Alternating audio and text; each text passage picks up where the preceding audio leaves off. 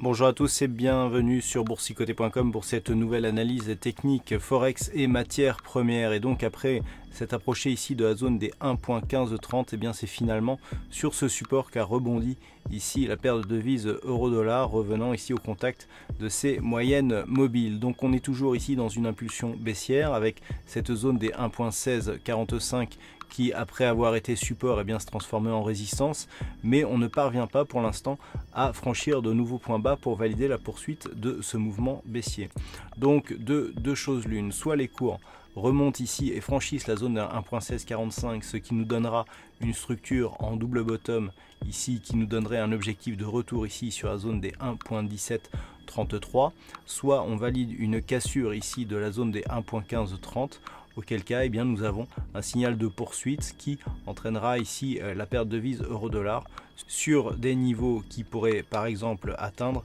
ici la zone des 1.14, la prochaine zone ici significative qui avait été résistance avant d'avoir été support lors de la précédente phase de hausse.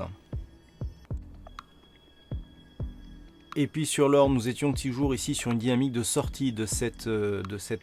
tendance baissière par rupture ici de la résistance oblique qui la définissait. On est venu marquer un contact ici avec la bande de Bollinger supérieure et les cours longent désormais l'ancienne résistance qui agit comme support. Toutefois, on est revenu ici dans la partie inférieure des bandes de Bollinger sous la moyenne mobile, mais sans inscrire de nouveaux points bas significatifs par rapport à ce point bas ici du début du mois. Donc là, c'est un petit peu comme la paire de devises euro-dollar, soit on valide une rupture ici de cette zone de support, ce qui valide la poursuite du mouvement baissier en direction ici du support des 1179.50, soit on valide ici la rupture haussière de ce point haut, auquel cas on aura là aussi une configuration en double bottom qui pourra nous donner une rupture haussière, donc comme objectif des 1214 $ l'once en direction dans un premier temps des 1218.50, puis des objectifs supérieurs comme par exemple les 1245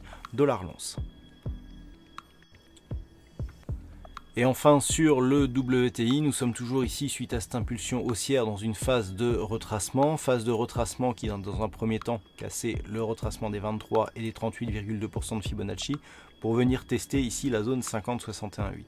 Semaine dernière, on avait constaté ici la sortie de la zone 50,61,8 du WTI, mais cette sortie ne s'est faite que pour venir ici tester la moyenne mobile 20 exponentielle. Suite à cela, eh bien, les cours repartent ici à la baisse. Donc on est plus ici dans un signal de continuité du mouvement baissier et toute poursuite de ce mouvement au-delà ici de cette zone des 66,75 validerait dans un premier temps comme objectif un retour sur la zone des 66 $ le baril, puis potentiellement une possibilité de poursuite du mouvement pour un retracement total en direction des 63,88 $ le baril. Voilà donc ce que l'on peut dire sur cette analyse technique Forex et matières premières. Passez une bonne soirée, de bons trades et on se retrouve dès demain pour d'autres analyses techniques, toujours sur le site boursicoté.com.